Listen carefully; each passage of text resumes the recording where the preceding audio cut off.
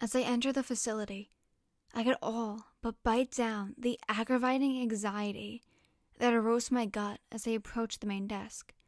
The receptionist, who resided behind it, glanced up with a half-hearted smile. "Hello," I began rather foolishly.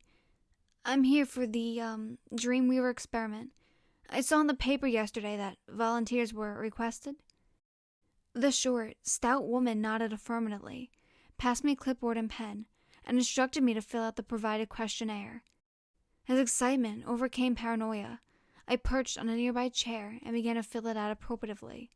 It consisted of generalized medical questions and a sleep-related survey, asking me how long I generally slept, and at what time I would awake from my slumber. There were some random questions in there as well, and it all appeared somewhat insignificant in my eyes. However, I assumed it was to trial a wide variety of people. The only question I saw relevant to the experiment was the final question, which asked, "How often do I dream?" As that reoccurring feeling of being an outcast returned, I ticked the box labeled "Never." I cannot pinpoint a single memory in my evanescing childhood where I had a dream. And truth be told, that is the exact reason I took an immediate interest in the experiment when I saw it advertised. An experiment to study how the brain replicates what it sees into dreams. A new medicine, namely Dreamweaver, was capable of recording and replaying dreams. I handed the receptionist my form, and she took a small glance at the final inquiry about the frequency of my dreams. She must have been contented, to my surprise, because she indicated to the double doors at the right and informed me that Dr. Mace will be waiting through there. She handed back my form.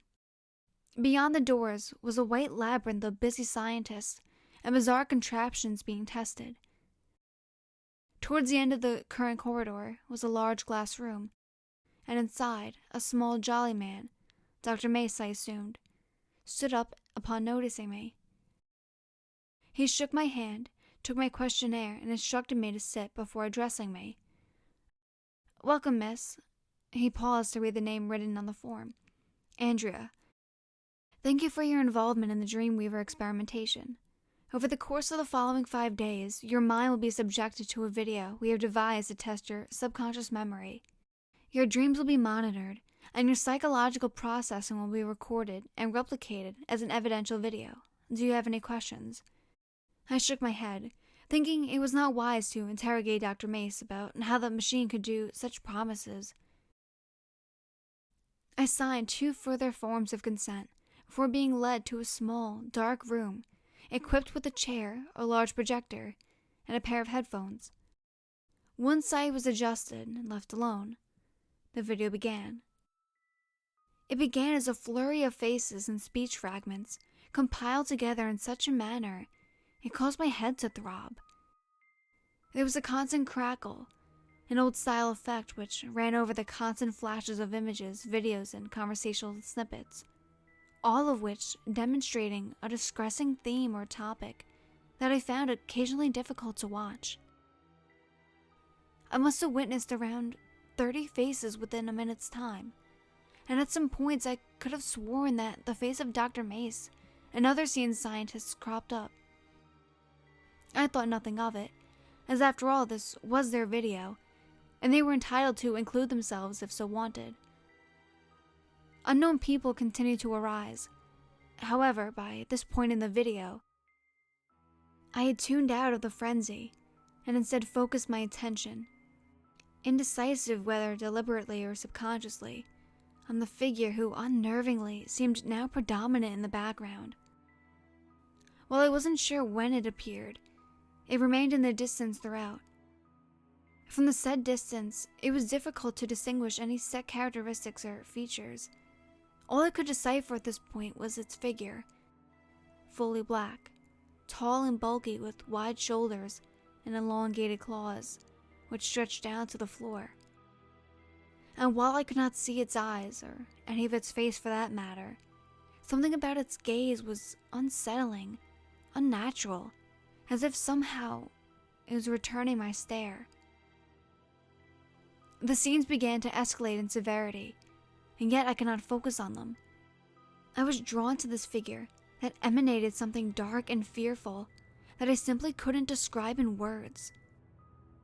The video came to an end, and only now the impact of the catastrophic screaming, moaning, and shouting became apparent. My head pulsated, and my eardrums screamed for pity. I was returned to my room, assured by Dr. Mace that headaches were predictable side effects, and that I had nothing to be concerned about. I was now to get some rest. 2 other scientists, Dr. Wester and Dr. Cole, connected me to the Dreamweaver. I presumed that the machine would be lit, or make some sort of noise, but it remained dormant, perhaps to not disturb my sleep. Within what, to me, felt like a second, I was awoken by the radiant sunlight through the window.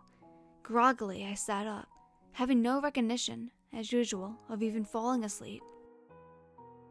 At first, I felt guilty that I had wasted their time and failed the dream experiment. But to my surprise, Dr. Mace came bursting in. "Come quick," he demanded, guiding me to the room with the projector. "It worked. It actually worked. Take a look." The projection started. Before my eyes appeared the room I had slept in, and I could see myself, sat in the middle of the room. This is my dream?" I asked. "Yes, it's what we call a third-person perspective. Very common." I continued to watch, waiting for something to happen, looking around the screen desperately. That's when I saw it. I didn't know again the point at which it appeared, whether it had been there from the beginning or whether it just materialized, but I could see it clearly now.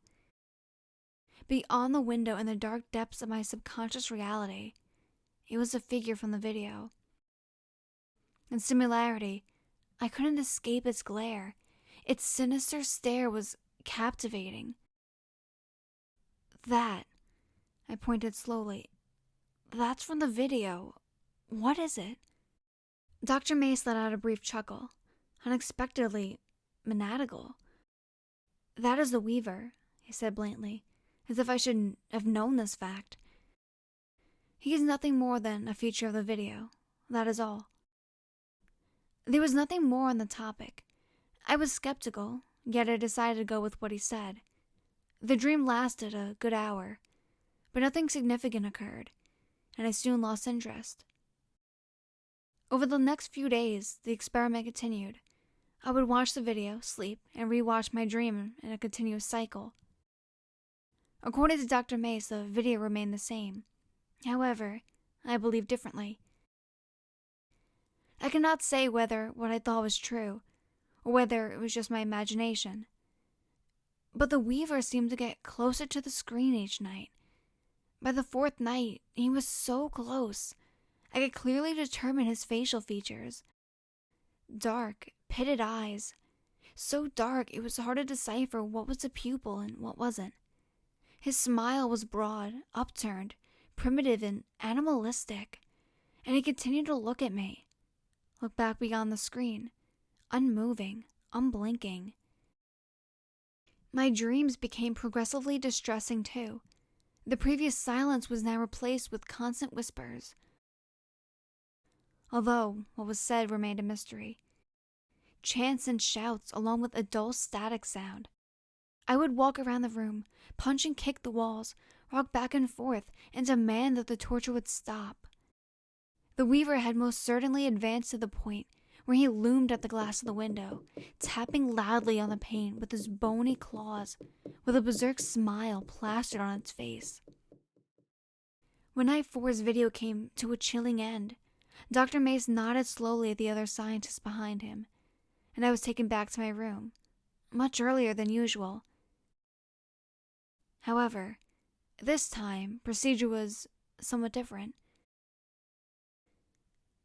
I heard the door lock behind me. "Thank you for your cooperation, Mrs. Andrea. The experiment is almost complete," Dr. Mace murmured, his footsteps disappearing down the hallway, leaving me in the silence and solitude of my own company. Strange. I hadn't been wired up to the Dreamweaver, and I'd not been shown the particular video that day. Why? I moved towards the ghastly machine, pulling on the wires, attempting to remember where they were connected previously. It was this exact moment that I noticed something was missing. The machine had no power cable, nor was there a socket for it to plug into. I'd neither noticed nor cared beforehand, but now I got a strange chill that ran down the entirety of my spine. A cold sensation of fear, dread, and realization. The machine had no power. The machine wasn't real.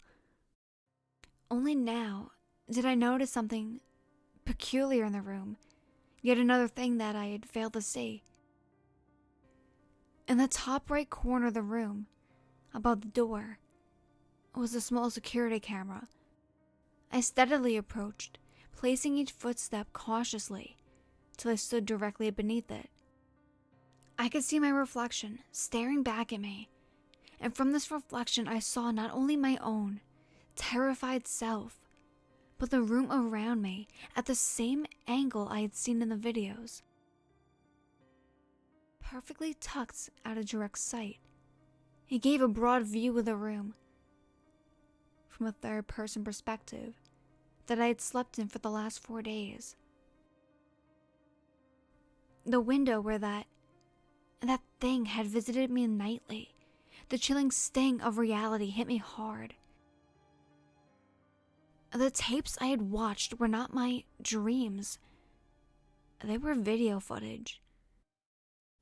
The room became dark, cold, and empty. My body was overwhelmed by the level of fear I deemed impossible. My breathing shallowed, my skin elapsed into a cold sweat, and my mind burned in the flames of fear as I couldn't help but notice that something mad and bananical lurked in the shadowy corners of my peripheral vision. It had returned for me. I turned my head, and as I did, the immediate silence was shattered. Whispering tore from nowhere, and yet it was everywhere, each whisper overlapping another in repetition. The Weaver has seen you. He's coming for you. And once he's seen you, there is no escape. Remained to be the most predominant of the statements, which swarmed the room. The static buzz returned too, a form of numbness in my head that made me twitch uncomfortably. The Weaver was standing beside the window, with an animalistic gargle emanating from its hideous throat. Saliva oozed from its interlocking fangs and dispersed as it snapped its neck a few times at freakishly aberrant angles, before locking its perversive pits of eyes upon me. It took a looming step towards me, a steady outstretch of its bony, bulky limb, while keeping its devilish head fixed upon me. Each stride brought it no less than a meter closer to my position against the wall. And each time the distance between us decreased, the severity of the situation intensified. Whispers quickly escalated into deafening bellows, screams, shouts, and moans. The buzzing had become a constant, loud whir that echoed off the walls and clung to my ears tightly. The Weaver took its long, continuous strands until it stood just inches from my face. Its hot, clammy breath fell upon my skin as it continued to snap its neck and fingers, each time with a more sickening crack. I was drawn to its eyes. I couldn't look away as it opened its gaping jaws, revealing rows of needle-like canines. I began to feel a burning sensation that spread across my entire body in seconds. I can only describe it as being thrown into a live, raging fire. And yet I did not flinch. I couldn't do anything except gaze acceptantly into the eyes of death. The noise around me had fell away into a whisper in my ears. The Weaver has seen you now. It lifted its arm and took my neck into the cold embrace of its claws. They felt like ice and brought somewhat of a comfort to the magma under my skin. I had little idea of what was happening. I was lost in its eyes, transfixed in its ghastly gaze. He continued to breathe heavily, taking long, raspy breaths as if it was struggling for air. Its claws, long blades of skin and bone, tightened, slicing into the soft, warm flesh of my neck. I felt no pain, only strange discomfort. I could feel the hot, sticky blood ooze down onto my chest, ooze down onto its constricting digits. The area that was visible to me began to shrink, as if a final darkness grew from all corners of my sight. The whispering was silenced. Everything was silenced. The only thing that remained was the Weaver. I began to wheeze. The struggle for breath escalated alarmingly, and yet I still felt too compelled by its empty pits of eyes not to escape its grasp. There was little point in retaliation. The Weaver had me now. In the final 10 seconds or so, it may have been shorter, as each second felt like an eternity, the pain kicked in. Suddenly and overpoweringly, the agony which screamed where my flesh was torn and sliced was finally heard. I was unable to broadcast my pain. The only sound that escaped my throat was a pathetic, woeful rasp. The Weaver gave a small, satisfied smile at my pain and cocked its dark head at a slight angle with a small snap. In its hoarse, grating voice, it slowly uttered the final words I would ever hear. The final words any of its unfortunate victims would hear. You saw me, and I saw you, and now you were mine. The Weaver tightened its claws until he had a firm grip around the mutilated neck. Before turning his hand, there was a sickening crack, which brought a seemingly psychotic grin to the Weaver's face as he watched the bloody body slump to the ground. It turned towards a camera, readjusting its neck. The experiment was now over. The Weaver had claimed another victim for his video, somebody else to control, and now he's required somebody new. But that's okay. He's seen you now.